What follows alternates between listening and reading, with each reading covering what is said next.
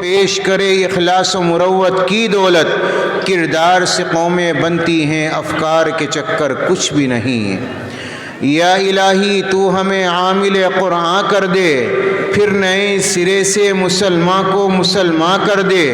وہ پیمبر جسے سرتاج رسول کہتے ہیں، اس کی امت کو ذرا تابع قرآن کر دے۔ عزت و احترام کے مستحق اکابر علماء کرام، محبتوں کے مستحق بزرگوں، نوجوانوں، پس پردہ ماؤں اور بہنوں، پیارے بچوں، عشاء کے بعد سے لے کر اب تک قیمتی اور اہم باتیں آپ حضرات کے روبرو علماء کی زبانی آئیں۔ اللہ تبارک و تعالی اپنے فضل سے ان تمام باتوں کو اپنی بارگاہ میں قبول فرما لے اور ہمارے لیے ہدایت کا، نجات کا ذریعہ بنا دے۔ چند باتیں میں بھی آپ کے دیار میں عرض کروں گا، اس سے پہلے 2-3 اشعار ہیں دعائیہ جنہیں میں ہمیشہ پڑھا کرتا ہوں۔ اللہ تبارک و تعالی ان اشعار کو میری اور آپ کی زندگی بدلنے کا ذریعہ بنا دے۔ جب میں وہ شعر پڑھوں آپ لوگ آمین کہتے رہیں انشاءاللہ، کہیں گے بھائی؟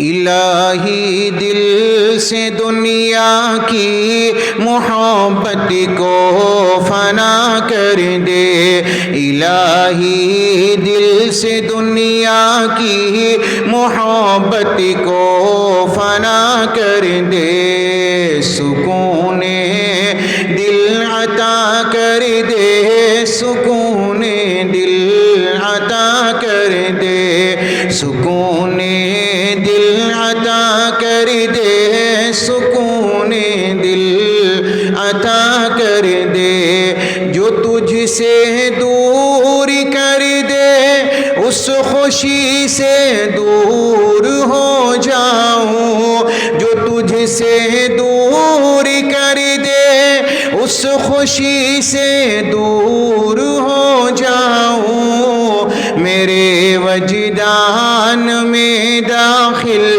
تو تسلیم و رضا کر دے، میرے وجدان میں داخل تو تسلیم و رضا کر دے، سکون دل عطا کر دے، سکون دل عطا کر دے۔ نگاہوں کی خطاؤں سے اترتی ہے جو سینے میں، نگاہوں کی خطاؤں سے اترتی ہے جو سینے میں، وہ صورت میں ہے جبینوں کی تصور سے فنا کر دے، وہ صورت میں ہے جبینوں کی تصور سے فنا کر دے، سکون دل عطا کر دے، سکون دل عطا کر دے۔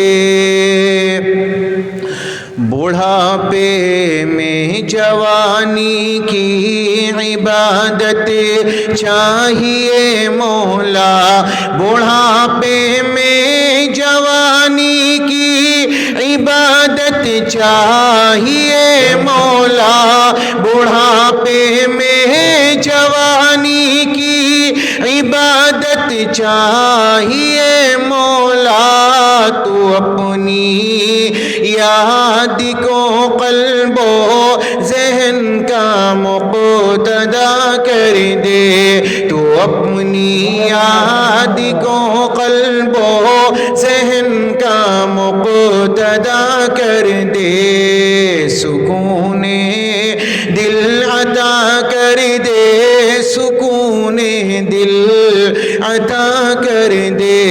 تو مالک ہے تو خالق ہے، بتاؤں ساری دنیا کو، تو مالک ہے تو خالق ہے، بتاؤں ساری دنیا کو، نبی کے سینہ اطہر کے غم سے آشنا کر دے، نبی کے سینہ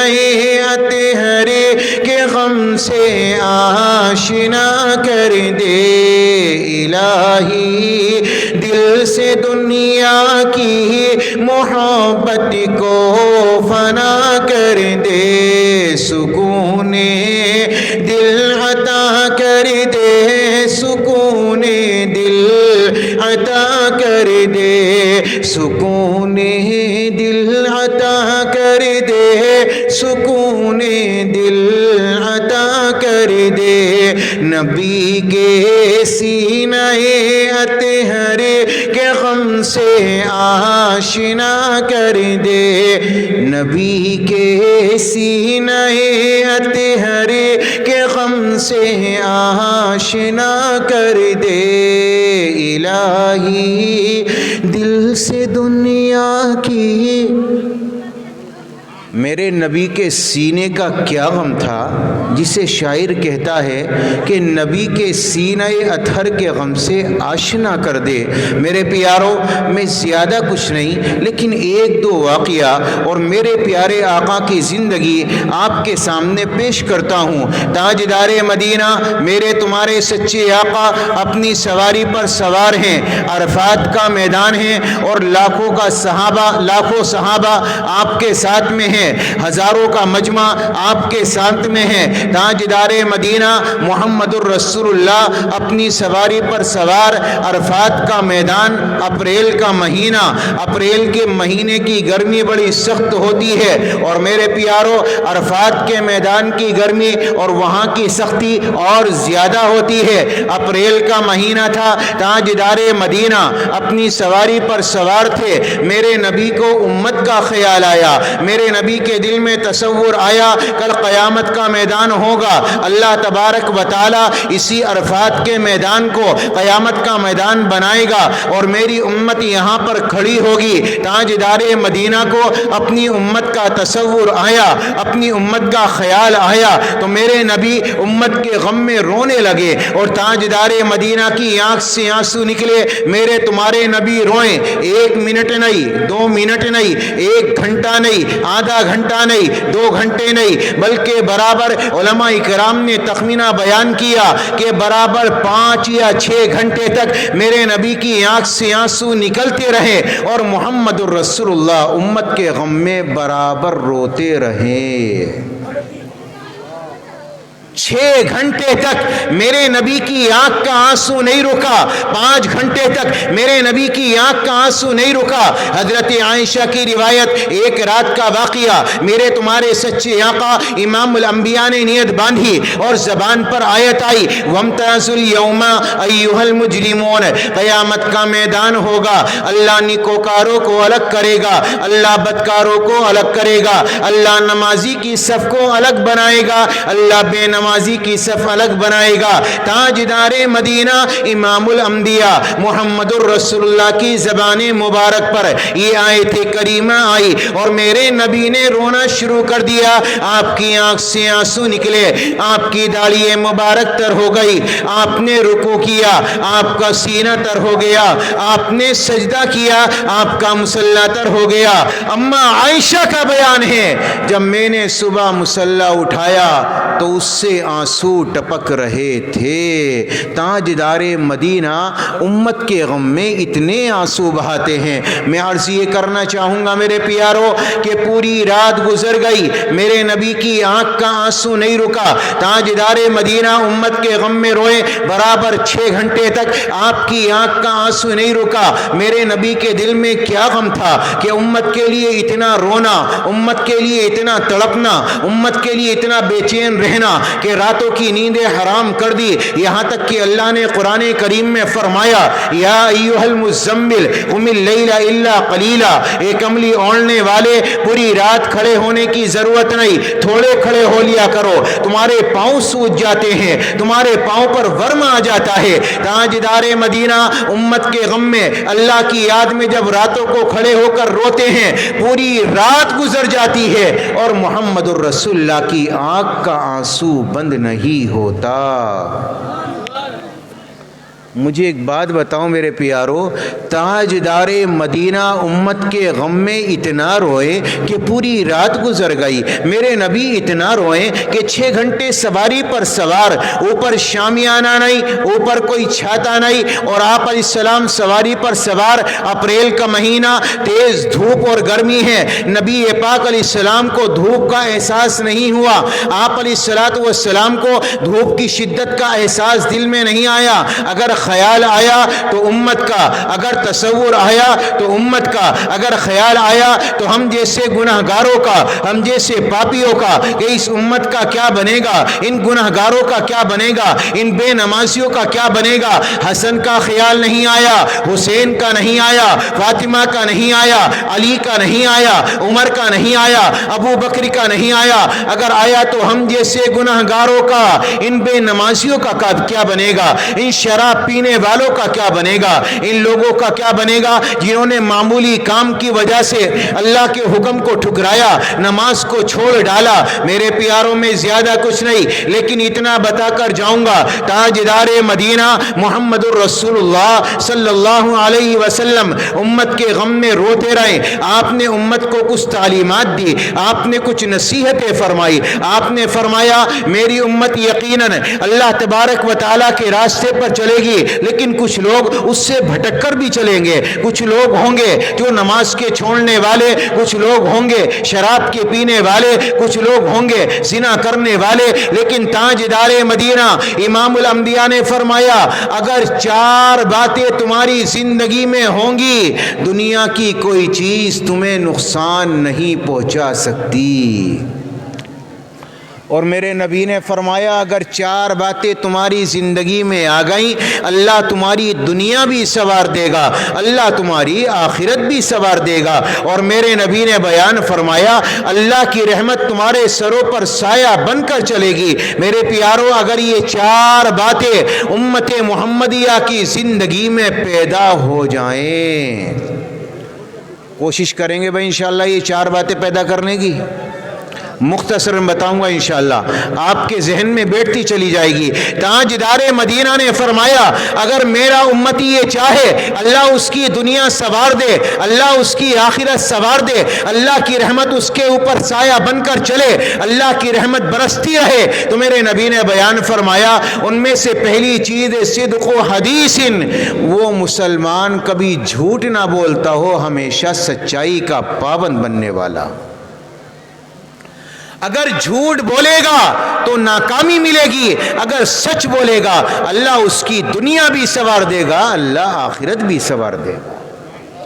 میرے نبی نے فرمایا الصدق ینجی والکذب یہلک، سچائی نجات دیتی ہے اور جھوٹ ہلاک کرتا ہے۔ میرے رب نے قرآن کریم میں فرمایا الا لعنت اللہ علی الکاذبین، اگر کوئی آدمی جھوٹ بولے گا اللہ کی اس پر لعنت برسے گی۔ میرے پیاروں میں زیادہ کچھ نہیں، آپ کو نبی کا ایک فرمان بتا کر چلو۔ میرے نبی نے ارشاد فرمایا تھا کچا پیاز اور کچا لہسن کھا کر مسجد میں نہ آیا کرو، اس لیے کہ فرشتوں کو اس کی بو سے تکلیف ہوتی ہے۔ میرے نبی نے فرمایا کچی پیاز کچا لہسن کھا کر مسجد میں نہ آیا کرو، فرشتوں کو تکلیف ہوتی ہے۔ جس مسلمان کو پتا چلا اس نے اس سے پرہیز کیا، لیکن میرے نبی نے بیان فرمایا اگر دنیا میں کوئی ایمان والا، اگر دنیا میں کوئی مسلمان جھوٹ بولتا ہے تو رحمت کے فرشتے 303 میل دور چلے جاتے ہیں اور اس کے قریب نہیں آتے۔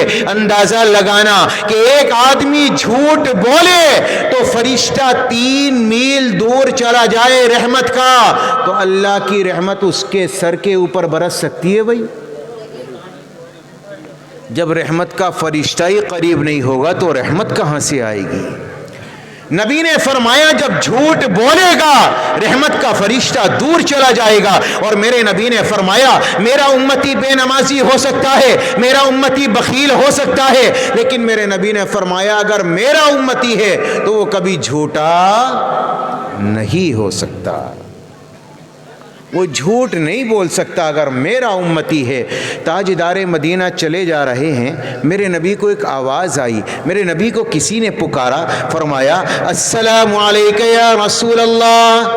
آپ نے پلٹ کر دیکھا، پیچھے کوئی نظر نہیں آیا، میرے نبی آگے چل دیے۔ جب نبی نے قدم آگے بڑھایا تو میرے نبی کے کانوں میں پھر آواز آئی السلام علیک یا نبی اللہ۔ میرے نبی نے پھر پلٹ کر دیکھا، میرے نبی کو نظر کوئی نہیں آیا، میرے نبی نے قدم آگے بڑھایا، پھر میرے نبی کے کانوں میں آواز آئی السلام علیک یا رسول اللہ۔ میرے نبی نے پلٹ کر دیکھا تو میرے نبی کی نظریں پڑی، ایک ہرنی کھڑی ہے اور اس کی رسی بندھی ہے۔ میرے نبی اس کے قریب میں آئے اور اس سے فرمایا کیا تو نے اللہ کے نبی کو پکارا، کیا تو نے مجھے آواز دی؟ فرمایا جی ہاں آقا، میں نے ہی آپ کو پکارا۔ تاجدار مدینہ نے فرمایا ہرنی بتا تیرا مطالبہ کیا ہے اور تو نے محمد عربی کو پکارا کیوں ہے؟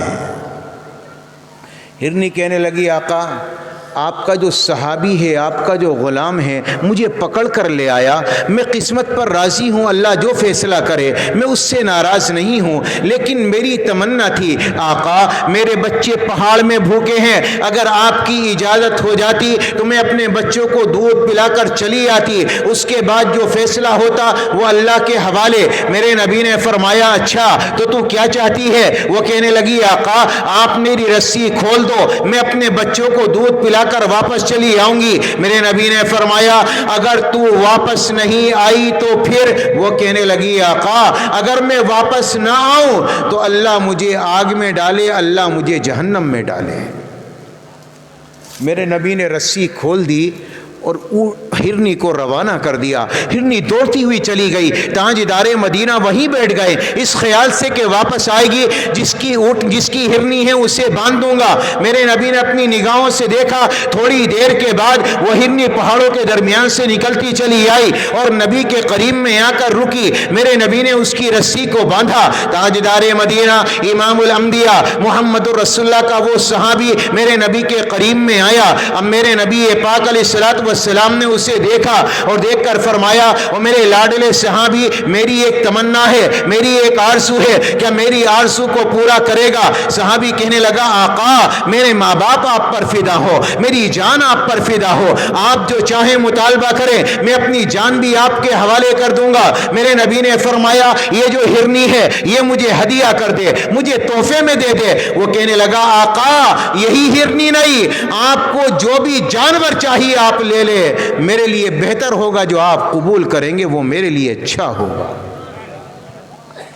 آپ نے اس ہرنی کو لیا اور اس کی رسی کو کھولا اور کھولنے کے بعد اس سے کہا کہ جا اپنے بچوں میں چلی جا۔ چنانچہ وہ بچوں میں دوڑتی ہوئی چلی گئی، میرے نبی کو سلام پیش کیا، اپنے سر کو جھکایا اور پہاڑوں میں جا چلی۔ الصدق ینجی والکذب یہلک، میرے پیاروں سچائی نجات دیتی ہے۔ اگر یہ ہرنی چلی جاتی اور واپس نہ آتی ہو سکتا ہے یہ ہلاک ہو جاتی، ہو سکتا پھر پکڑی جاتی، لیکن اس نے سچ بولا، جھوٹ کا سہارا نہیں لیا تو اللہ نے اسے نجات دی۔ یاد رکھنا سچائی انسان کو نجات دیتی ہے اور جھوٹ ہلاک کرتا ہے۔ تاجدار مدینہ امام الانبیاء محمد رسول اللہ نے فرمایا کل قیامت کا میدان ہوگا، اللہ تبارک و تعالی جب جنتیوں کو جنت میں بھیج دے گا اور جہنمی جہنم میں چلے جائیں گے تو میرا رب جنتیوں کو پکارے گا اور جنتیوں کا استقبال کرے گا۔ استقبال کیسے کرے گا؟ میرے نبی نے بیان فرمایا اللہ پہلا لفظ بیان فرمائے گا مرحبا مرحبا بالصادقین، فرمایا تمہارا ویلکم ہو، اہلا وسہلا مرحبا جن لوگوں نے دنیا میں سچائی کے دامن کو تھاما۔ میں یہ کہنا چاہوں گا جنت میں اللہ ویلکم سب سے پہلے سچ بولنے والوں کا کرے گا، نمازیوں کا ویلکم پہلے نہیں ہوگا، زکوٰۃ دینے والوں کا نہیں ہوگا، حج کرنے والوں کا نہیں ہوگا، اللہ کے راستے میں جانے والے جہاد والوں کا نہیں ہوگا۔ میرے پیاروں اگر ویلکم ہوگا جنت میں سب سے پہلے تو میرے نبی نے فرمایا مرحبا مرحبا بالصادقین، جن لوگوں نے دنیا میں سچ بولا، جن لوگوں نے دنیا میں سچائی کے دامن کو تھاما، فرما. جن لوگوں نے اپنی زبان پر کبھی جھوٹ نہیں بولا, اللہ تبارک و تعالی جنت میں ان کا استقبال کرے گا. اور میرے رب نے قرآن کریم میں فرمایا, یا ایھا الذین آمنوا اتقوا اللہ وکونوا مع الصادقین, ایمان والو اللہ سے ڈرو اور سچوں کے دامن کو تھامو. میرے رب نے قرآن کریم میں فرمایا, یا ایھا الذین آمنوا اتقوا اللہ وقولوا قولا سدیدا, ایمان والو اللہ سے ڈرو اور سچی اور درست بات کہو. میرے پیارو, اللہ نے جگہ جگہ قرآن کریم میں سچ بولنے کا حکم دیا اور جھوٹ سے پرہیز کرنے کا حکم دیا. اور میرے رب نے فرمایا, الا لعنت اللہ علی الکاذبین, الا لعنت اللہ علی الکاذبین. میرے رب نے جگہ بجگہ بیان فرمایا, جھوٹے انسان پر برابر اللہ کی لعنت برستی ہے. اب میں یہ کہنا چاہوں گا میرے پیارو, ان احادیث کی روشنی میں مجھے یہ بتاؤ کہ میں اور آپ زندگی میں جھوٹ زیادہ بولتے ہیں یا سچ زیادہ بولتے ہیں؟ بھائی زور سے بولو. جھوٹ بولتے ہیں نا. اب یہ زبان جو جھوٹ بولے تو بتاؤ کیا کل قیامت کے میدان میں اللہ اس کا استقبال کرے گا؟ یہ زبان جو جھوٹ بولے, میرے نبی نے فرمایا اگر میرا امتی ہے کبھی جھوٹ نہیں بولے گا, اگر میرا امتی نہیں ہے تو جھوٹ بول سکتا ہے. سچی بتاؤ میرے پیارو, ہم جھوٹ بولتے ہیں تو کیا نبی کا امتی کہلانے کا حق ہمیں ملتا ہے؟ اللہ ہم سب کی حفاظت فرمائے. میرے نبی نے ارشاد فرمایا, اگر تم چاہتے ہو اللہ تمہاری دنیا سنوار دے, اللہ تمہاری آخرت سنوار دے, اللہ کی رحمت تم پر برسے اور تمہاری دنیا کامیاب ہو جائے, تمہاری آخرت کامیاب ہو جائے, تو میرے نبی نے فرمایا صدق و حدیث, پہلی چیز ہے کہ زندگی میں سچائی اپناؤ, کبھی جھوٹ کا سہارا نہ لو, تاکہ چاہے تمہاری جان ہی کیوں نہ چلی جائے. تو کریں گے بھائی انشاءاللہ اس ایک بات پہ عمل, سچ بولیں گے انشاءاللہ, انشاءاللہ سچائی کا دامن تھامیں گے اور کبھی اپنی زبان سے جھوٹ استعمال نہیں کریں گے انشاءاللہ. دوسری چیز میرے نبی نے بیان فرمائی, اگر کوئی چاہتا ہے اللہ اس کی دنیا و آخرت سنوار دے, تو میرے نبی نے فرمایا دوسری چیز ہے حفظ و امانت, کسی مسلمان کو دھوکہ نہ دینا, کسی مسلمان کے ساتھ دغا نہ کرنا, کسی کے ساتھ دھوکہ بازی نہ کرنا. میرے نبی نے بیان فرمایا من غش فلیس منا, جو دھوکہ دے وہ مسلمان کہلانے کا حقدار نہیں. یہی دو باتیں ہیں جن کے بارے میں میرے نبی نے بیان فرمایا ہے کہ اگر یہ دو باتیں کسی مسلمان میں پائی جائیں تو وہ مسلمان کہلانے کا حقدار نہیں, وہ آپ کی امت میں سے نہیں. میرے پیاروں, ایک جھوٹ بولنے والا اور دوسرا لوگوں کو دھوکہ دینے والا. آج دھوکہ دینا لوگوں کی زبانی فیشن بن گیا, آج دھوکہ دینا لوگوں کی عادت بن گئی, آج دھوکہ دینا لوگوں کی فطرت میں شامل ہو گیا. اور آج کا انسان یہ تصور کرتا ہے کہ میں نے فلاں کو دھوکہ دے دیا اور میں نے 2000 کما لیے, میں تو کامیاب ہو گیا. میں نے فلاں کو دھوکہ دیا, میں نے 5000 کما لیے, میں کامیاب ہو گیا. نہیں نہیں نہیں نہیں, دھوکہ دے کر کمانے والا کبھی کامیاب نہیں ہوتا. دھوکہ دے کر جھوٹ بول کر کمانے والا کبھی سرسبز و شاداب نہیں ہوتا. اللہ اس کی نسلوں کو برباد کر دیتا ہے. وقتی سکون نظر آتا ہے, حالات لگتے ہیں حالات سنور گئے, لیکن اندر سے کھوکھلا ہو جاتا ہے. اللہ تبارک و تعالی اس کو برباد کر دیتا ہے جو دنیا میں جھوٹ اور لوگوں کے ساتھ دھوکے کا معاملہ کرتا ہے.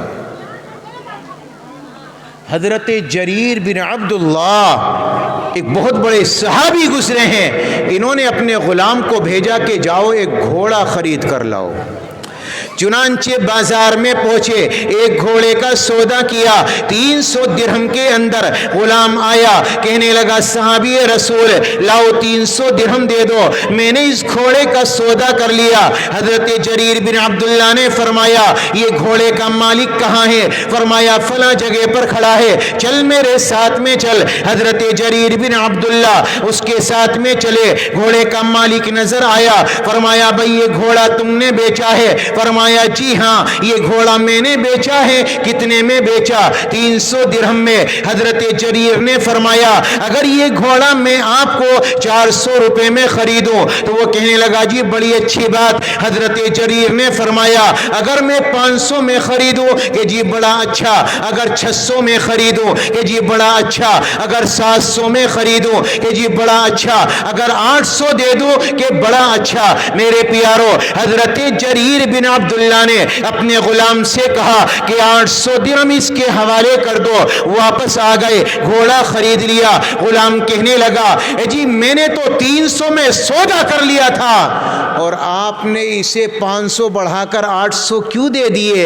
हजरत जरीर ने फरमाया मैं घोड़े की नस्ल का जानने वाला हूं, इसे घोड़े की पहचान नहीं थी, इसका घोड़ा कीमती था इसलिए मैंने इसे 800 दिए। इसका घोड़ा 300 का नहीं 800 का था और मैंने नबी के हाथ पर हाथ रखकर ये कसम खाई है कि मैं दुनिया में जब तक जिंदा रहूंगा किसी को धोखा नहीं दूंगा।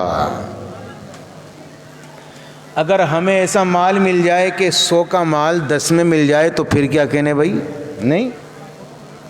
और अल्लाह ना करे किसी धोखे से कोई माल हमारे पास आ जाए, माल तो था 10,000 का और मिल गया धोखे से 2,000 का, तो फिर देखो अरे मैं मज़ा आ गया, बेवकूफ़ बना दिया, अरे साहब उसकी अकल चल गई, वो 2 में दे गया और साहब उससे ज़रूरत थी वो 10 का माल 1 में दे गया।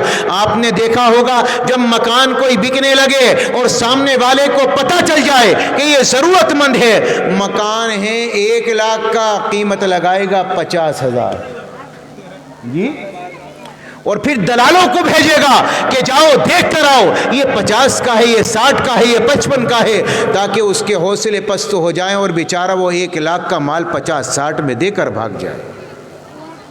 मुसलमानों मुझे बताओ क्या ये धोखा नहीं है? क्या ये माल कमाना इस तरीके से जायज़ है? अल्लाह के नबी ने इरशाद फरमाया मेरे प्यारों याद रखना किसी को धोखा देकर ना कमाओ, किसी को धोखा देकर ना कमाओ, किसी को धोखा ना दो। मन गश्य फलैसा मिन्ना, अगर धोखा दोगे तो वो मुसलमान कहलाने का हकदार नहीं होगा। मेरे नबी ने फरमाया अगर तुम चाहते हो अल्लाह तुम्हारी दुनिया संवार दे, अल्लाह तुम्हारी आखिरत संवार दे, अल्लाह की रहमत तुम पर साया बनकर चले, तो ये 2 बातें अपनी जिंदगी में दाखिल करो। सिद्क़ु हदीसिन व हिफ्ज़ु अमानतिन, लोगों से सच बोलो और लोगों के साथ अमानतदारी का मामला करो, किसी को धोखा ना दो। मेरे नबी ने फरमाया अगर तू चाहता है तेरी दुनिया सवर जाए, तेरी आखिरत सवर जाए, तो तीसरी चीज मेरे नबी ने बयान फरमाई वह हुस्नु खलीक़तिन, तीसरी चीज है तेरे अखलाक आला हो, तेरी जबान का बोल मीठा हो, तेरी जबान में कड़वाहट ना हो, तेरी जबान में मिठास हो। मेरे नबी ने फरमाया अगर अखलाक आला होंगे, किरदार आला होगा, तेरी जबान का बोल मीठा होगा, तो अल्लाह की रहमत बरसेगी, तेरी दुनिया सवर जाएगी, तेरी आखिरत सवर जाएगी। सहाबा का मजमा लगा है, मेरे नबी ने इरशाद फरमाया ए मेरे प्यारे सहाबा बताओ इस्लाम का सबसे आला, इस्लाम का सबसे अफजल, इस्लाम का सबसे बेहतर और सबसे आला अमल कौन सा है? तो सहाबा ने अर्ज किया या नबी अल्लाह जिहाद। मेरे नबी ने फरमाया वो फहुआ हसन वमा बिहा, वो भी अच्छा है लेकिन इसके अलावा बताओ। किसी ने कहा नमाज, मेरे नबी ने फरमाया वो भी अच्छी है लेकिन इसके अलावा बताओ। किसी ने कहा रोजा, फरमाया वो भी अच्छा है लेकिन इसके अलावा बताओ। सहाबा ने अर्ज किया या नबी अल्लाह जिहाद को भी बताया, नमाज को भी बताया, रोजे को भी बताया, आपकी नजर में ये अफजल नहीं है तो आप बताइए आपकी नजर में इस्लाम का सबसे अफजल अमल कौन सा है? तो मेरे नबी ने इरशाद फरमाया इस्लाम का सबसे अफजल अमल है अपनी जबान के बोल को मीठा करना। इताम उत्ताम वतीबुल कलाम, लोगों को खाना खिलाना और लोगों से मीठा कलाम करना। یہ اسلام کا سب سے بہترین عمل ہے۔ اور میرے پیاروں یاد رکھنا، تاجدار مدینہ امام الانبیاء محمد رسول اللہ صلی اللہ تعالی علیہ وسلم نے بیان فرمایا، اگر تمہاری زبان کا بول میٹھا ہو، تمہارے اخلاق اچھے ہوں، تو نمازی دنیا سے چلا جائے، میں قیامت کے میدان میں گارنٹر بن کر نہیں آؤں گا۔ ایک جہاد کرنے والا دنیا سے جائے، محمد گارنٹر بن کر نہیں آئیں گے۔ تہجد گزار دنیا سے جائے، محمد گارنٹر بن کر قیامت کے میدان میں نہیں آئیں گے۔ داڑھی رکھنے والا، قرآن پڑھنے والا، اللہ کے راستے میں جانے والا، زکوٰۃ دینے والا، حج کرنے والا دنیا سے جائے، محمد قیامت کے میدان میں گارنٹر بن کر نہیں آئیں گے۔ میرے تمہارے سچے آقا امام الانبیاء نے فرمایا، قیامت کے میدان میں میں گارنٹر بن کر آؤں گا۔ آقا کس کے؟ نمازی کے نہیں، روزے دار کے نہیں، حاجی کے نہیں، تہجد گزار کے۔ فرمایا نہیں، اچھا قرآن پڑھنے والے کے نہیں، کس کے گارنٹر بن کر آؤ گے؟ فرمایا جو دنیا میں اپنے اخلاق اچھے بنا لے، میری گارنٹی ہے جنت کے بیچ میں ایک محل لے کر دوں گا۔ جو اخلاق اچھے بنا لے، جس کی زبان کا بول میٹھا ہو جائے، میرے نبی نے فرمایا محمد کی گارنٹی ہے جنت کے بیچوں بیچ ایک محل لے کر دوں گا۔ اب مجھے ایک بات بتا دو میرے پیارو، ہماری زبان میں کڑواہٹ زیادہ ہے یا مٹھاس زیادہ ہے؟ اسلام کا جو بیس ہے، بنی الاسلام علی خمس، اسلام کی بنیاد 5 چیزوں پر رکھی گئی۔ کیا؟ کلمہ لا الہ الا اللہ، تمہارے دل کا یقین ہو، نماز، روزہ، زکوٰۃ، حج، یہ اسلام کے 5 ستون ہیں، اسلام کی بنیاد ہے، اسلام کی اساس ہے۔ لیکن میرے پیارو بنیاد نظر آتی ہے؟ یہ بتاؤ مجھے، نظر آتی ہے بنیاد؟ ارے بھائی نیچے بنیاد میں اگر تم لوہا ڈال دو، بجر پور ڈال دو، سریا ڈال دو، تو وہ بلڈنگ میں نظر آئے گا؟ ارے کچھ بولی نہیں، سمجھ میں نہیں آ رہا۔ بنیاد نظر آتی ہے یا نہیں آتی؟ نہیں آتی نا۔ نظر کیا آتی ہے؟ اوپر کی عمارت، اوپر کی چھت اور اس کے دروازے اور اس کا رنگ و روغن اور اس کی ٹائلز اور اس کا نقشہ۔ میرے پیارو یہ اسلام کی بنیاد ہے۔ نماز، روزہ، زکوٰۃ، حج، یہ تمہارے دل کو نکھارے گا، معاشرے میں نکھار پیدا نہیں کرے گا۔ معاشرے میں جو سدھار لائے گا، معاشرے میں جو نکھار پیدا کرے گا، ہمارے گھروں کے اندر، ہمارے چوراہوں کے اندر اور ہماری گلیوں کے اندر، ہمارے گاؤں کے اندر، ہمارے شہروں کے اندر اگر کہیں نکھار نظر آئے گا تو وہ ہوگا اچھے اخلاق اور زبان کا بول میٹھا ہو۔ آدمی نمازی کتنا ہی بڑا ہو، زبان کا بول کڑوا ہو تو سامنے والا متاثر نہیں ہوتا۔ یہ کہتا ہے نمازی بھلے سے، لیکن زبان کا بڑا کڑوا یار نہیں۔ اور اخلاق اچھے ہو، کردار اعلیٰ ہو، انسان کہے گا بھلے سے نمازی نہیں ہے لیکن زبان کا بول بڑا میٹھا ہے، اخلاق بڑے اچھے ہیں۔ اور میرے پیاروں ایک بات بتا دوں، میرے تمہارے سچے آقا امام الانبیاء نے لمبی نمازیں پڑھی تو اللہ نے روک دیا۔ اللہ قرآن کریم میں فرماتا ہے یا ایھا المزمل قم اللیل الا قلیلا، اے کملی اوڑھنے والے پوری رات کھڑے ہونے کی ضرورت نہیں، تھوڑے کھڑے ہو لیا کرو، تمہارے پاؤں سوج جاتے ہیں، تمہارے پاؤں پر ورم آ جاتا ہے۔ میرے نبی نے جب لمبی لمبی نمازیں پڑھی تو اللہ نے روکا۔ تاجدار مدینہ میرے تمہارے سچے آقا امت کے غم میں زیادہ روئے، آنکھ سے آنسو نکالے، اللہ نے پھر روکا۔ فَلَعَلَّكَ بَاخِعٌ نَفْسَكَ عَلَىٰ آثَارِهِمْ إِن لَّمْ يُؤْمِنُوا بِهَٰذَا الْحَدِيثِ أَسَفًا۔ تاجدار مدینہ نے سخاوت کے دروازے کھولے، اللہ کے راستے میں مال لٹایا، اللہ کے راستے میں مال قربان کیا۔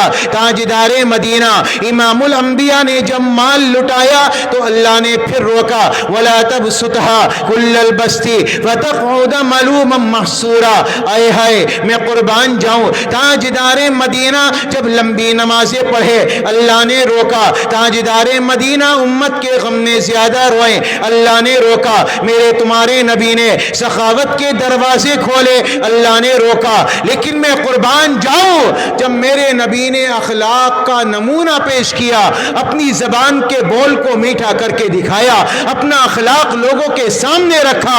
تاجدار مدینہ کے اخلاق پر میرا رب قرآن میں قسمیں کھاتا ہوا آیا اور میرے رب نے فرمایا وَإِنَّكَ لَعَلَىٰ خُلُقٍ عَظِيمٍ، محمد الرسول اللہ شاباش، تمہارے اخلاق بڑے اعلیٰ، تمہارا کردار بڑا اعلیٰ۔ اور میرے رب نے فرمایا اور زیادہ کرو اور زیادہ کرو۔ جب میرے نبی نے اخلاق دکھائے تو اخلاق کو بڑھانے کا حکم دیا، گھٹانے کا حکم نہیں دیا۔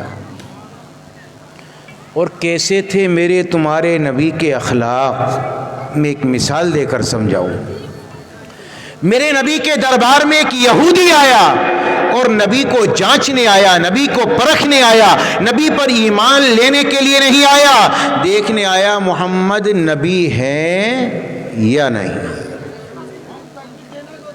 چنانچہ صبح سے لے کر شام تک رہا، نبی کی نماز دیکھی، نبی کا روزہ دیکھا، نبی کے اعمال دیکھے، نبی پاک علیہ السلام کا خطاب دیکھا، چلنا اٹھنا بیٹھنا دیکھا، لیکن ایمان لے کر نہیں آیا۔ جب شام ہونے لگی تو کہنے لگا محمد مجھے اجازت دو، مجھے اپنے گھر جانا ہے۔ میرے نبی نے فرمایا رات کی تنہائی میں کہاں جاؤ گے؟ رات میں قیام کہاں کرو گے؟ سفر کیسے کرو گے؟ آج رات کا قیام یہیں کرو، یہیں پر رک جاؤ۔ چنانچہ وہ یہودی مہمان بن کر رک گیا۔ تاجدار مدینہ نے اپنا بستر اس کے نیچے لگوایا اور آپ کے گھر میں جو بھی کھانے کو میسر تھا آپ نے اس کے سامنے پیش کر دیا۔ اچھا آج کل ہمارے یہاں مہمان آ جائے تو جان نکل جاتی ہے، لو یار 100 روپے کا خرچ اور آ گیا جی، جبکہ میرے نبی نے فرمایا من کان یؤمن باللہ والیوم الآخر فلیکرم ضیفہ، جو اللہ پر قیامت کے دن پر ایمان رکھتا ہو اسے چاہیے کہ اپنے مہمان کا اکرام کرے۔ اور ایک حدیث میں ہے میرے نبی نے فرمایا اگر کسی میزبان نے مہمان کو ٹیک لگانے کے لیے تکیہ پیش کیا تو اس نے اپنے لیے جنت کو واجب کر لیا۔ کتنا بڑا درجہ مہمان کا۔ آج مہمان آئے تو جان نکل جاتی ہے۔ تاجدار مدینہ کے دربار عالیہ میں یہ مہمان آیا، نبی نے اپنا بستر لگوایا، اپنے گھر میں جو بنا تھا اس کے سامنے رکھ کر اسے کھلایا۔ جا کر یہودی مہمان سو گیا، نبی سو گئے۔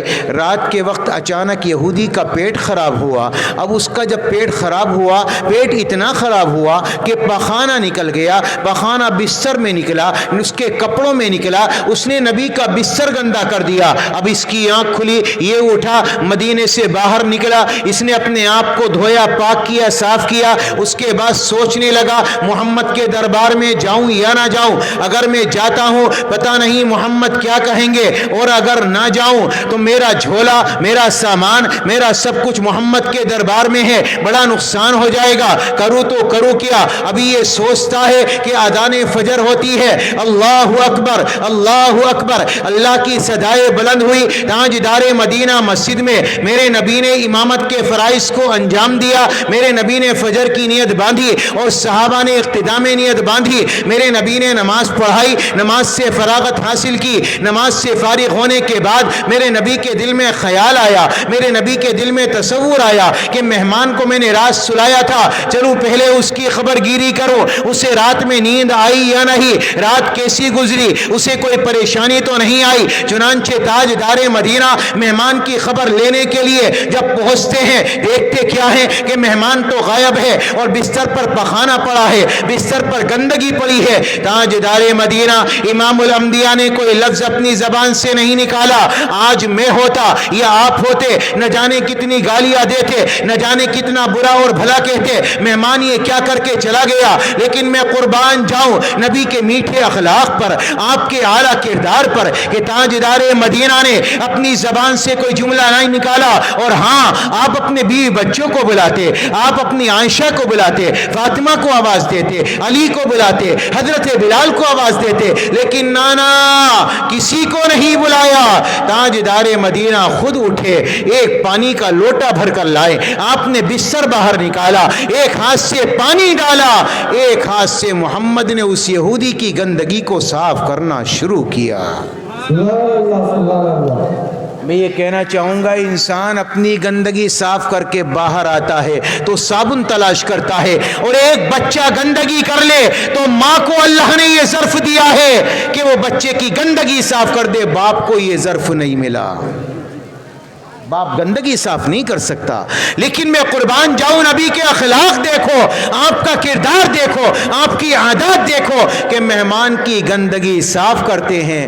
ادھر سے وہ یہودی چلا آیا، جب میرے نبی کو اس نے دیکھا کہ محمد اپنے ہاتھ سے میری گندگی صاف کریں تو وہ دوڑ کر نبی کے قریب میں آیا اور امام الانبیاء کے قدموں سے چمٹ گیا اور کہنے لگا آقا میں مدینے کے بڑے بڑے اخلاق والے اور دنیا کے بڑے بڑے اخلاق والے ان کے دربار میں پہنچا، یا نبی اللہ بڑے بڑے لوگوں کی مثالیں سنی ہیں اور بڑے بڑے اخلاق والوں کو دیکھا ہے، لیکن مجھے پیدا کرنے والے کی قسم میں نے آج تک روئے زمین پر آپ جیسا اخلاق والا نہیں دیکھا۔ آپ کے قدموں سے چمٹ گیا اور آنکھ سے آنسو نکلے اور کہنے لگا محمد میں اپنے گھر ابھی نہیں جاؤں گا، پہلے مجھے کلمہ پڑھا دو، مجھے مومن بنا دو، مجھے مسلمان بنا دو۔ کلمہ پڑھ کر مسلمان ہو گیا۔ میں یہ کہنا چاہوں گا صبح سے لے کر شام تک نبی کے دربار میں تھا، نبی کی نماز دیکھی ایمان نہیں لایا، چہرے میں نبوت کی نشانیاں دیکھی ایمان نہیں لایا، نبی کا چلنا اٹھنا بیٹھنا نبوت کی جھلکیاں نظر آئی ایمان نہیں لایا، نبی کا اخلاق دیکھا ایک پل میں مسلمان ہو گیا۔ اخلاق وہ چیز ہے کہ سامنے والے کو اپنی طرف کھینچتی ہے، لیکن افسوس کے ساتھ کہنا پڑتا ہے میرے پیارو، میرے تمہارے اخلاق ایسے ہیں کہ جو اپنوں کو بھی دور کرتے ہیں، نہیں کرتے بھائی؟ کیا ہے کر دیجیے گا، میرے تمہارے اخلاق ایسے ہیں کہ سامنے والا تو کیا اپنے بھی گھناؤنی گھن محسوس کرتے ہیں، کیا ہے یہ اخلاق ہیں، یہ کردار ہے۔ میں یہ کہنا چاہوں گا آج ایک باپ جب گھر میں چلا جائے تو باپ سے ماں ڈرتی ہے، بیٹا ڈرتا ہے، اولاد ڈرتی ہے، بیوی ڈرتی ہے، یہ میرے تمہارے اخلاق ہیں۔ تاجدار مدینہ نے فرمایا جب ایک شوہر گھر میں آئے اور اس نے اپنی بیوی کو مسکرا کر دیکھا اور بیوی نے اپنے شوہر کو مسکرا کر دیکھا، تاجدار مدینہ امام الانبیاء نے فرمایا زمین پر یہ دونوں مسکراتے ہیں، انہیں مسکراتا دیکھ کر آسمان پر اللہ مسکراتا ہے۔ اخلاق تمہارے اتنے اعلیٰ ہو کہ جب تم گھر جاؤ تو بیوی کو دیکھ کر تمہارے چہرے پر مسکراہٹیں ہوں۔ تاجدار مدینہ گھر میں گئے، آپ کے بچے ہیں، حسن ہیں، حسین ہیں، آپ کے قدموں سے چمٹ گئے۔ میرے نبی کو کہنا تھا حسن ہٹ جا، حسین ہٹ جا، میں تھک کر آیا ہوں، بڑی دور سے آیا ہوں، لیکن نانا میرے نبی نے اپنے دونوں قدم کو، دونوں ہاتھوں کو نیچے کیا، اپنے حسن کو سوار کیا، اپنے حسین کو سوار کیا اور پورے گھر میں گشت کاٹا،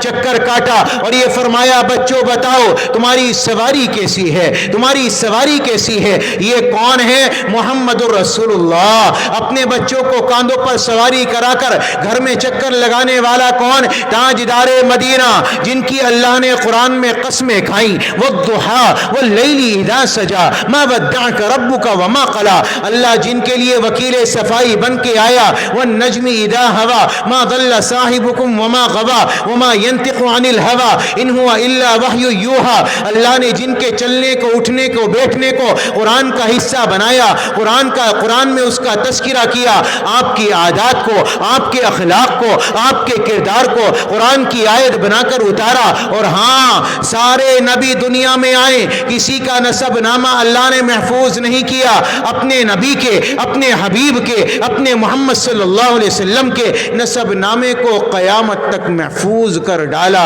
محمد صلی اللہ علیہ وسلم بن عبداللہ بن عبد المطلب بن ہاشم بن عبد مناف بن قصی بن کلاب بن مرہ بن کعب بن لوئی بن غالب بن فہر بن مالک بن نذر بن کنانہ بن خزیمہ بن مدرکہ بن الیاس بن مدر بن نزار بن معد بن عدنان بن عبد بن حمیسہ بن سلامان بن عوس بن بوز بن قموال بن ابی بن عوام بن ناشد بن حذاء بن بلداس بن بن يدلاف بن طابخ بن جاهم بن ناهش بن ماخي بن عيفي بن عبقر بن عبيد بن الدعاء بن همدان بن سنبر بن يسربي بن يحزن بن يلحن بن عرعبة بن عيدي بن ديشان بن عيسر بن أقنات بن إيهام بن مقصر بن ناهس بن داري بن سمي بن مذي بن عبس بن عيرام بن قيدار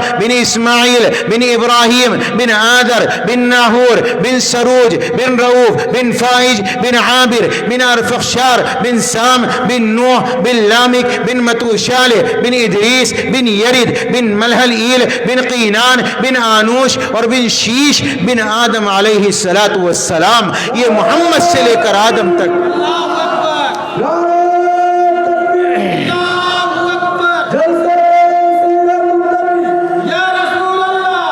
محمد سے لے کر آدم تک اللہ نے سارے سلسلوں کو محفوظ کیا. کسی نبی کا شجرہ محفوظ نہیں. اللہ نے اپنے حبیب کے نسب نامے کو قیامت تک محفوظ کر ڈالا.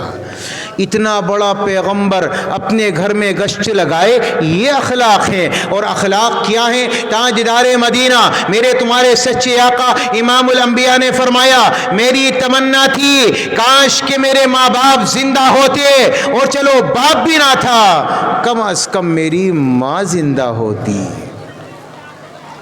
باپ تو آپ پیٹ میں تھے اس وقت دنیا سے پردہ فرما گئے، اور ماں جب آپ 6 برس کے تھے آپ کی والدہ آپ کو ملوانے کے لیے جب مدینہ لے گئی، وہاں پر آپ کی والدہ کا راستے میں انتقال ہو گیا. میرے پیاروں میں یہ کہنا چاہوں گا تاجدار مدینہ امام الانبیاء کی والدہ کی قبر جب کھودی گئی اور انہیں دفن کیا گیا، آپ اپنی ماں کی قبر کے اوپر لیٹ گئے. ام ایمن کہتی ہے میں نے نبی کا ہاتھ پکڑا اور میں انہیں پکڑ کر نیچے لے کر آئی، لیکن جب میرا ہاتھ ڈھیلا ہوا میں نے دیکھا کہ محمد غائب ہے. میں ان کے پیچھے دوڑ کر گئی، جا کر دیکھتی کیا ہوں کہ محمد اپنی ماں کی قبر کے اوپر لیٹے ہوئے ہیں اور برابر زبان سے یہ جملے نکالتے ہیں میں اپنی ماں کو چھوڑ کر نہیں جاؤں گا، میں اپنی ماں کو چھوڑ کر نہیں جاؤں گا، میں اپنی ماں کو چھوڑ کر نہیں جاؤں گا.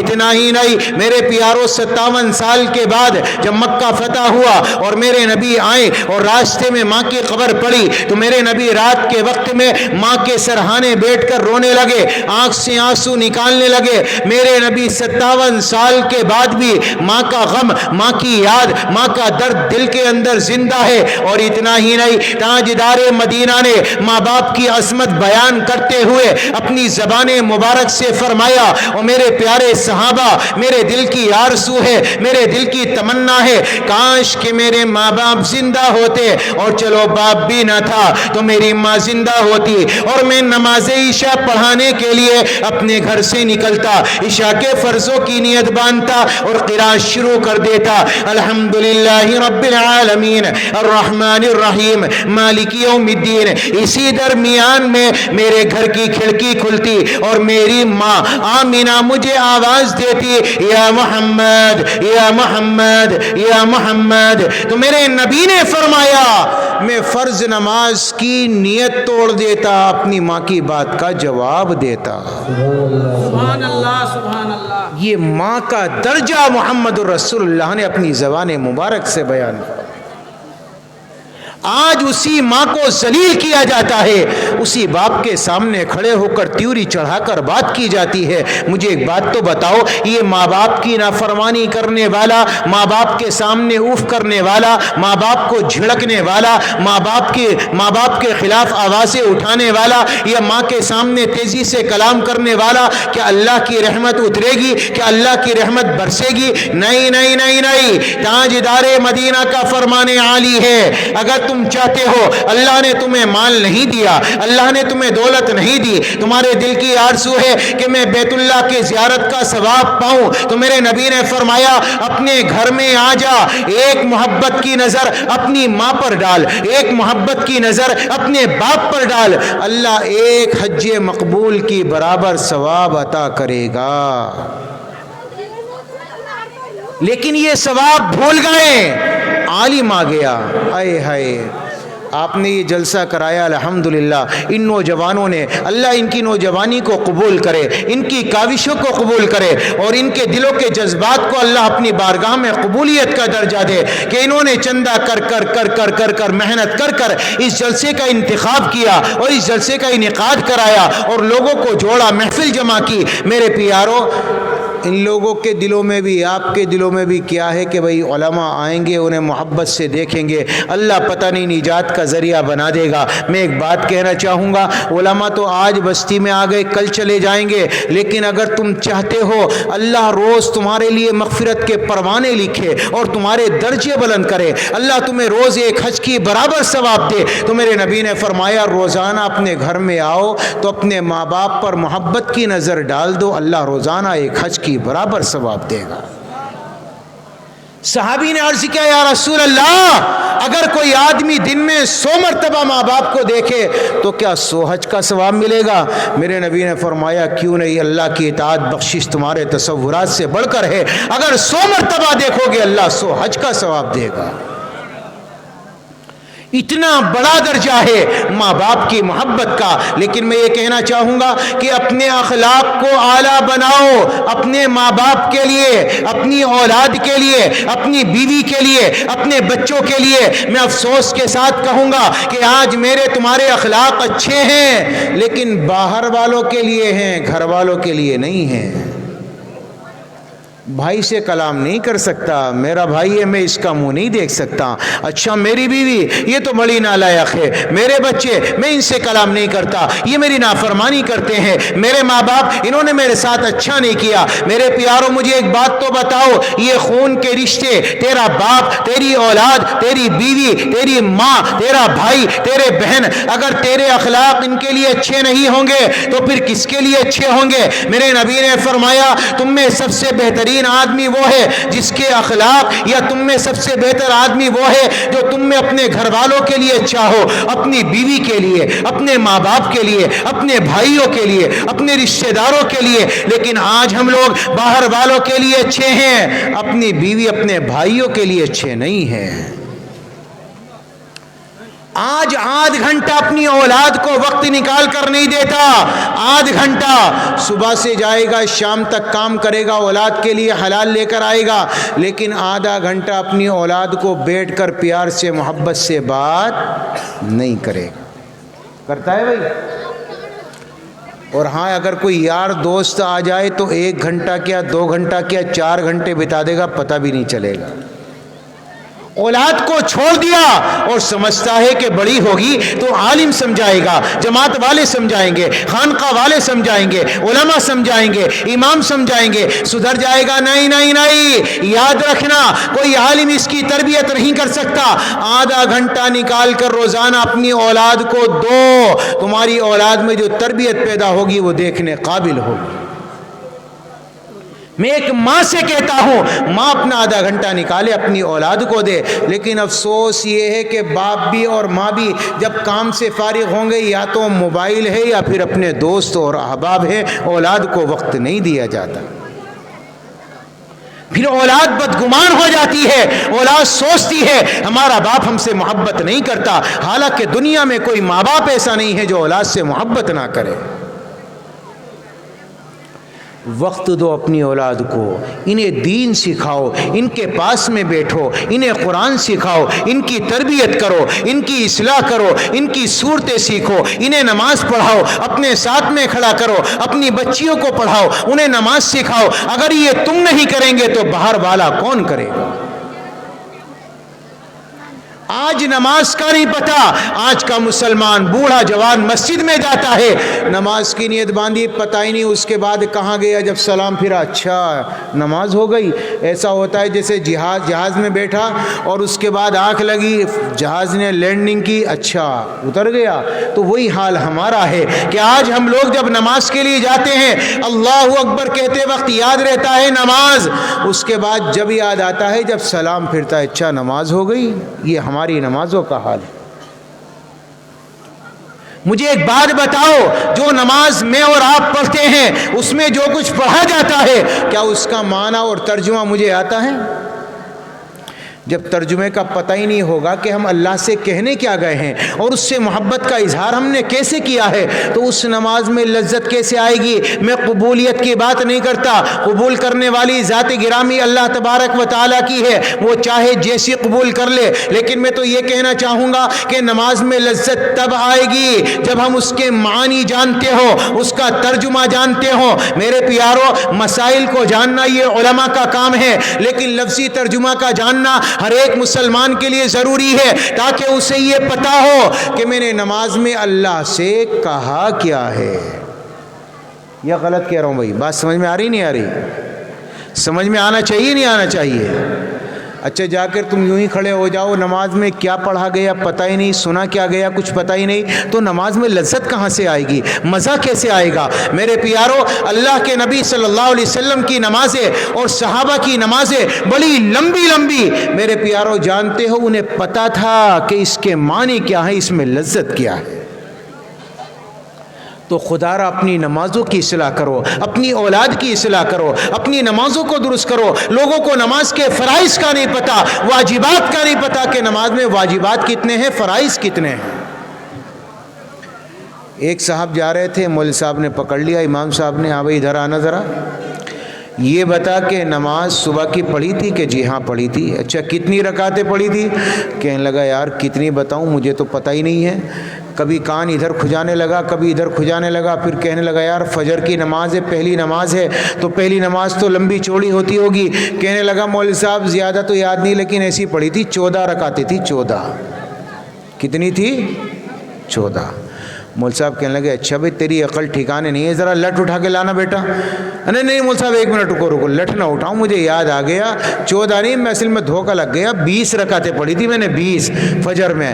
اچھا 20 پڑھی تھی، جا رہے بچے اٹھا کے لا لٹ لینے کے لیے گئے۔ مول صاحب رکو تو صحیح، میں بتا رہا ہوں 20 نے مجھے اب کے پکی یاد آ گئی، 24 رکعتیں میں نے صبح فجر میں پڑھی تھی۔ مول صاحب کہنے لگے یوں باز نہیں آنے کا، اس کی عقل ٹھکانے نہیں لگے گی، جاؤ ڈنڈا لے کر آؤ۔ جب مول صاحب اس کے پیچھے دوڑے، بھاگتا ہوا گھر پہنچا، بیوی نے کہا کیوں ہانپ رہے ہو، کیوں کانپ رہے ہو، کیا بات ہے، کہاں سے آ رہے ہو، خیر تو ہے؟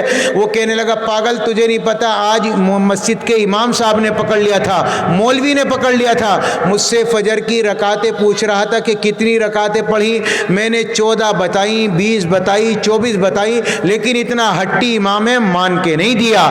تو بیوی نے کہا اللہ کے بندو 4 بتا دیتے، امام صاحب مان جاتے۔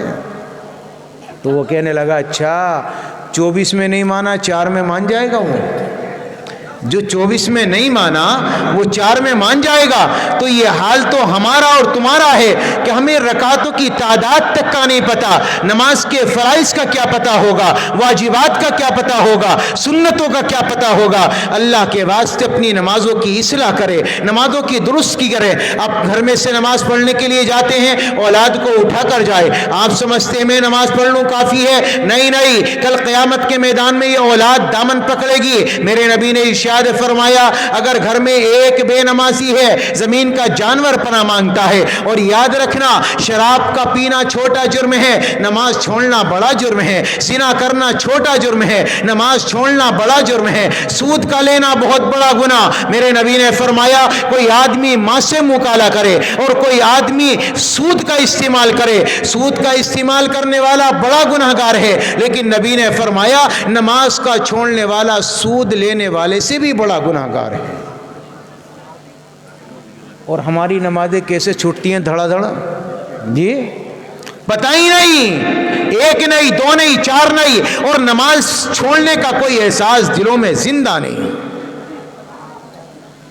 میں زیادہ تو کچھ نہیں کہوں گا، لیکن ایک بات کہنا چاہوں گا کہ تاجدار مدینہ محمد الرسول اللہ صلی اللہ علیہ وسلم کے دربار عالیہ میں ایک اونٹنی چلی آئی اور اس نے اپنا سر نبی کے قدموں میں ڈال دیا، اس کی آنکھ سے آنسو نکلنے لگے۔ تاجدار مدینہ نے دیکھا، اس کا مالک اس کے پیچھے سے چلا آیا۔ میرے نبی نے فرمایا کیا بات ہے؟ تو وہ مالک کہنے لگا آقا یہ میری اونٹنی، یہ میری نافرمانی یہ اونٹ میرا نافرمانی کرتا ہے اور मैं इसे रात को बांधता हूँ, ये रोजाना रस्सी तोड़कर भाग जाता है। मेरे नबी ने फरमाया अच्छा, आपने उसे करीब किया, फरमाया भाई बता, ये मालिक तेरा ख्याल करता है, तेरी देखभाल करता है, फिर तू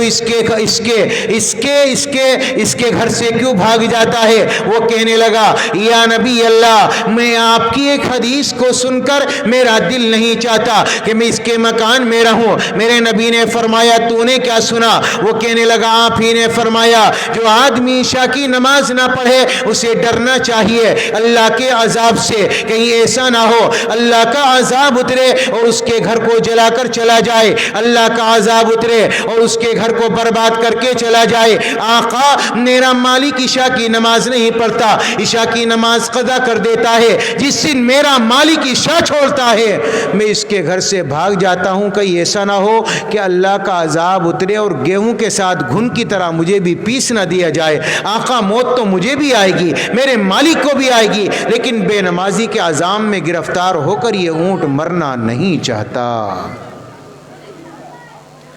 अल्लाह हम सबकी हिफाजत फरमाए। बेनमाजी होने से बचो। ताजदार मदीना आखिर वक्त है, बिल्कुल आखिर वक्त। आप अलैहिस्सलातु वस्सलाम की ज़बान मुबारक से अल्फाज नहीं निकल रहे हैं। जिब्रील आ गया, हज़रत इज़राइल आ गए, 70,000 फरिश्ते आपके हमरा है। जिब्रील ने दस्तक दी, अस्सलामु अलैका या रसूल अल्लाह, मैं आपका ग़ुलाम अंदर आना चाहता हूँ। मेरे नबी ने फरमाया जिब्रील अंदर आ जा। ये जिब्रील अंदर आया। ताजदार मदीना ने फरमाया जिब्रील कैसे आना हुआ? आका आज मैं तन्हा नहीं आया, बाहर इज़राइल खड़ा है, आपसे अंदर आने की इजाजत चाहता है। मेरे नबी ने फरमाया इज़राइल को अंदर बुला लो। इज़राइल अंदर आया, बाहर 70,000 फरिश्ते खड़े हैं। मेरे नबी ने फरमाया आज तू कैसे आया? वो कहने लगा आका मैं आपको ले जाने आया हूँ, मैं आपको दुनिया से ले जाने के लिए आया हूँ। मेरे नबी ने फरमाया अच्छा इज़राइल क्या मेरी भी जान निकालेगा? वो कहने लगा आका ये मेरी कहाँ मजाल कि मैं आपके करीब आ सकूं। मैं तो इतना जानता हूँ कि जब से मेरे रब ने दुनिया बनाई है तब से लेकर आज तक मेरे रब ने कभी मुझसे ऐसा नहीं फरमाया। आज मेरे रब ने जब मुझे अपने दरबार में बुलाया तो मुझसे ये फरमाया इज़राइल देख मेरे हबीब के दरबार में जाता है, मेरे मोहम्मद के दरबार में जाता है, अदब से जाना, इजाज़त लेकर जाना, आना चाहे तो ले आना, ना आना चाहे तो छोड़कर चले आना। आका जब से दुनिया बनी है कभी रब ने मुझसे ऐसा नहीं फरमाया। अच्छा तो आपने जिब्रील को देखा, फरमाया फंजुर मादा तरा, जिब्रील तेरी क्या राय है? जिब्रील कहने लगा या रसूल अल्लाह, अल्लाह आपकी मुलाकात का शौक़ रखता है, आप मर्जी आपकी है। फरमाया अच्छा। तो आपने अपनी निगाहों को नीचे झुकाया, अपनी प्यारी आंखों को बंद किया और उसके बाद काफ़ी देर तक सोचने लगे। फिर अपनी निगाहों को ऊपर किया, अपनी आंखों को खोला, अपने चेहरे अनवर को सामने किया। फरमाया जिब्रील मुझे दुनिया से जाना है या नहीं जाना ये फैसला बाद में करूँगा, पहले तुम जाओ मेरे रब के दरबार में जाओ, मालूम करके आओ कि मेरे आने के बाद, मेरे चले जाने के बाद, मेरे पर्दा कर जाने के बाद अल्लाह मेरी उम्मत के साथ क्या करेगा, अल्लाह इस उम्मत का क्या बनेगा। मेरे प्यारो इज़राइल वहीं खड़ा है। जिब्रील गए, वापस आए, फरमाया अल्लाह कहता है आपके आने के बाद, आपके चले जाने के बाद, आपके पर्दा कर जाने के बाद अल्लाह आपकी उम्मत को बेयारो मददगार नहीं छोड़ेगा।